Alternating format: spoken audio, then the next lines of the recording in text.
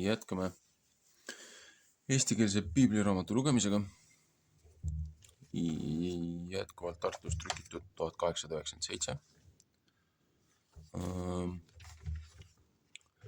9. õpetusnädala prohvetid.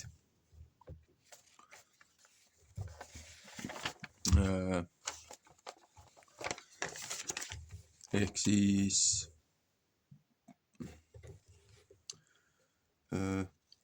Vojeslev ja ta elas ja ta asus. He settled, he dwelt.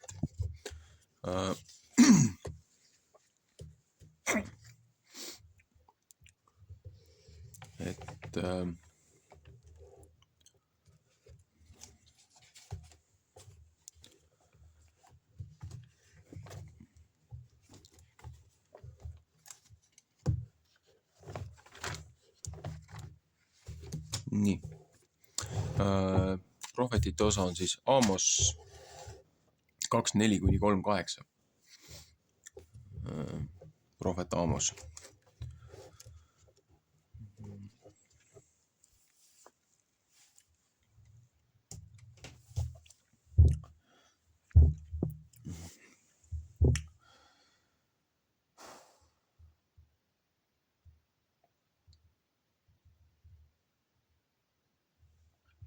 Nõnda ütleb Jehova Juuda 3 üleastumise pärast ehk 4 pärast. Ei taha ma seda sõna mitte tagasi võtta, seepärast et nemad Jehova käsuõpetuse on ära põlanud ja tema seadmisi mitte ei pidanud ja et nende valesi neid ära eksitanud, mis järel nende vanemad on käinud. Seepärast tahan ma tule läkitada Juuda sisse ja see peab Jeruusalemma suured kojad ära põletama. Nõnda ütleb Jehova. Iisraeli 3 üleastumise pärast ehk 4 pärast ei taha ma seda sõna mitte tagasi võtta, seepärast et nemad raha eest õiged ära müünud ja vaesed 1 paari kingade pärast. Psalm 8:6. Kes ahmivad maa põrmu halbade pea eest ja on hädalise tee kõveraks pööranud ja poeg ja tema isa lähevad 1 tüdruku juurde, et nemad mu püha nime peaksid ära teotama. Ehk siis isa ja poeg magavad 1 naisega. Ja iga altari juure heidavad nemad maha pandi riiete peale ja joovad nende viina, kelle peale raha maks pandud oma jumalate kojas. Ja mina olen Eemorid nende eest ära kaotanud, kelle kõrgus nii kõrge kui sederid ja kes nii tugevad kui tammed olid. Ja ma olen nende vilja ära kaotanud pealt ja nende juured alt. 2 Moosese 21:24. Ja mina olen teid Egiptuse maalt üles toonud ja teid saatnud kõrbes 40 aastat, et teie pidite Eemori maa pärima. 2 Moosese 12:51. Ja ma olen mõned teie poegade seast prohvetiks ja mõned teie noorte meeste seast naasiriks tõstnud. Eks see mitte nõnda ei ole, Iisraeli poed, ütleb Jehova. Ja teie olete naasirit viinaga jootnud ja prohvetid käskinud ja ütelnud. Teie ei pea mitte prohveti viisil rääkima. Vaata, ma tahan teid enese alla rõhuda, nõnda kui vanker rõhub, mis vihuksid täis. Ja käärmed ei saa poolegi põgeneda ja kes vahva, see ei või oma rammu mitte tugevaks teha ja kes vägev, see ei või oma hinge mitte ära peasta. Ja kes ambu mõistab kätte võtta, ei see või mitte seista ja kes kerge jalaga, ei see või hinge ära päästa ja kes hobuse seljas sõidab, ei see või oma hinge mitte ära päästa ja kes südamik olnud vägevate seas, see saab alasti seal samal päeval ära põgeneda, ütleb Jehova.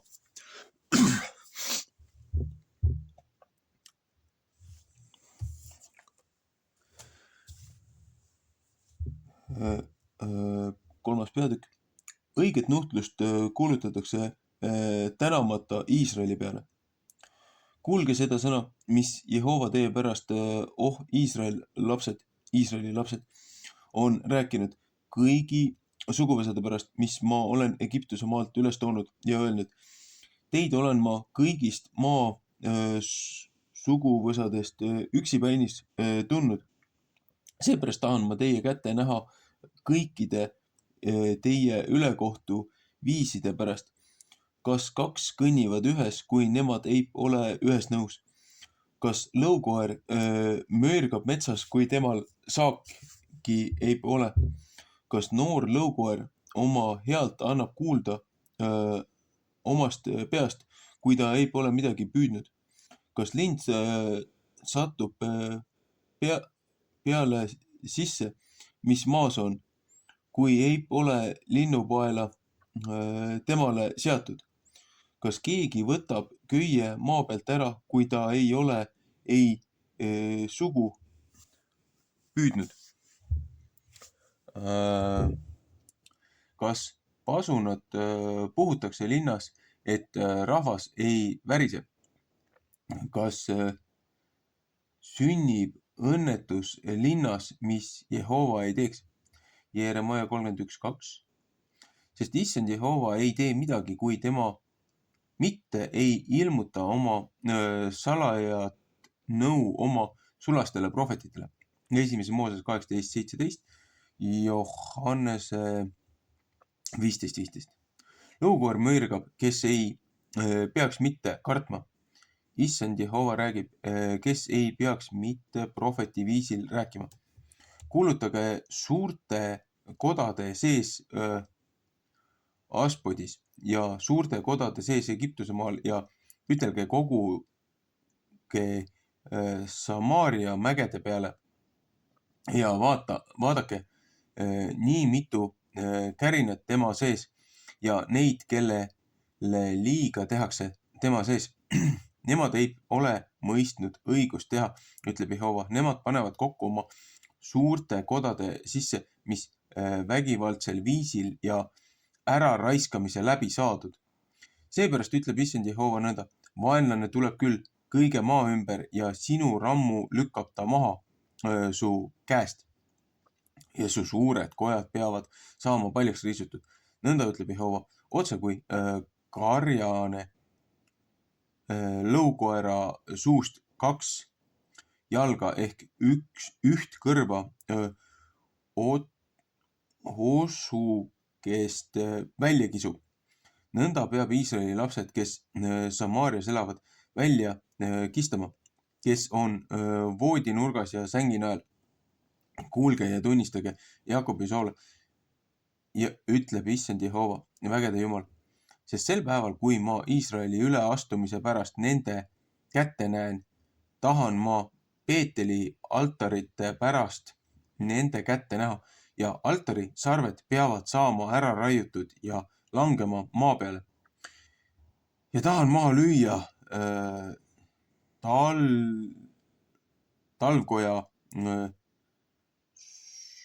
suvikojaga ja elevandi luukojad peavad hukka saama ja suured kojad ära lõppema, ütleb Jehova.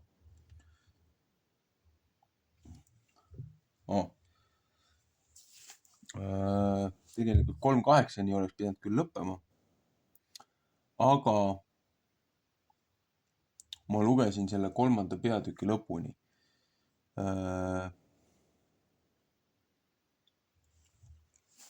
Seepärast, et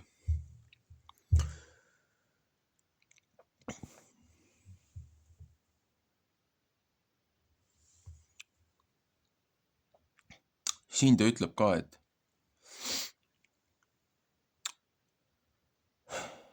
te olete ebaausal viisil oma varanduse kokku ajanud, olete rõhunud vaeseid, olete varastanud nende tagant ja selle kõige eest looja karistab teid. Hävitab teie uhked majad, laseb need tühjaks röövida, laseb need tühjaks riisuda, laseb linnad ära põletada. Ja mitte keegi nendest ei pääse, ei vägevatest ega kiiretest ega arukatest. Ja need suured, rikkad, ebaausad valitsejad või need, kes rahva nendes eliitide kodades on, need jooksevad paljalt minema, kui lõpuks nende peale tullakse. Et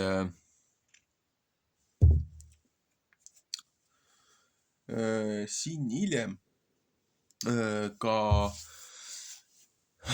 nii Vanas Testamendis kui Uues Testamendis räägib ka sellest, kuidas valitsejad ja suured juhid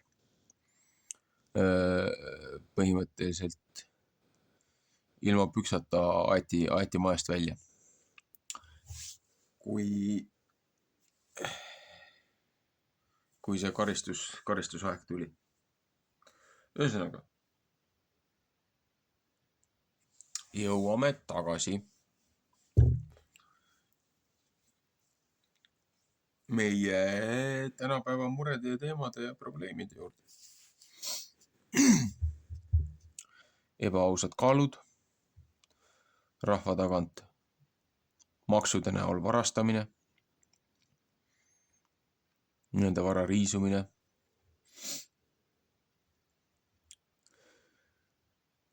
see kõik on kuritegu, niikaua kui rahvas seda kannatab. Ühest küljest rahvas on selle ära teeninud oma käitumisega, aga teisest küljest ega kogu rahvas ei ole selles süüdi. Aga väike käputäis, keda kuidagi moodi ikka hoitakse,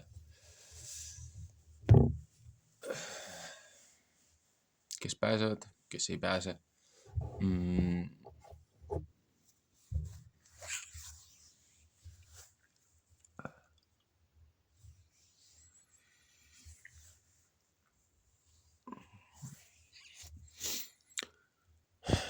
Suured muudatused on tulemas. Me oleme nende tähtsate sündmuste lävepakul. Ja me peame ennast valmis panema.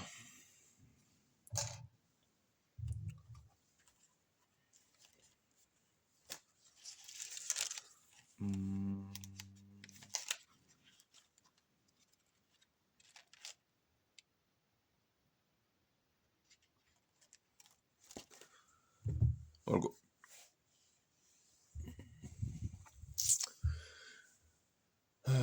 Meeldivat hingamispäeva.